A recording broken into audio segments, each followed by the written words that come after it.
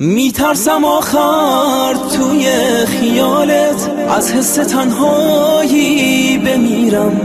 هر وقت که بارون میزنه بازم تا بی نهایت تو میرم.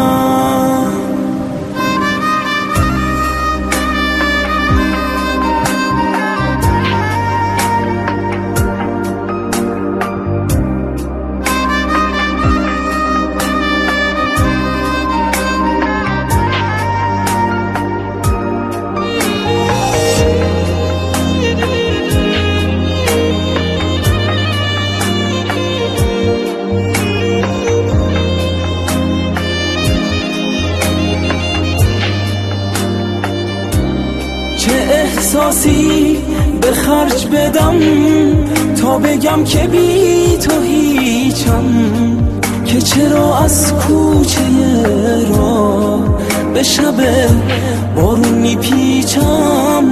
تو پنهونی توی قلبم که تماشات همه رازه، غیر دوری چیزی من رو یاد گریه نمیندازه.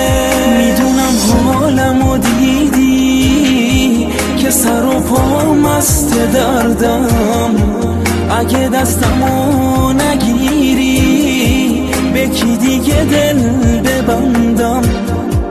هنوزم دل شوره داره بی تو هر خاطر دنیام، تو رو به قلبم سپردم تا نره از دست نفس ها.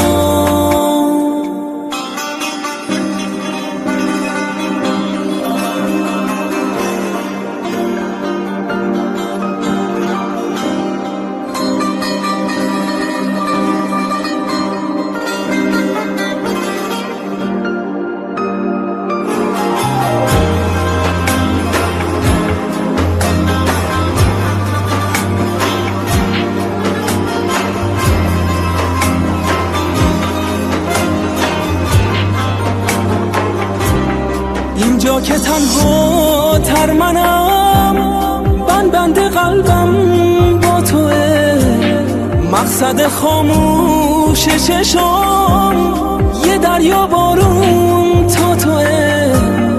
خیال تو کمه برام، شدی یه پاره از تنم، راهی تا بودنت بذار دلو به دریا بزنم. دور از تو بی تو سر کنم تا کی غم دقایقو، کی جز تو پنهون میکنه از بغض من این حقیقو. دیدار ما با گریه رفت جاده به دنبال چشات، این انتظار عذابمه. برگرد دلم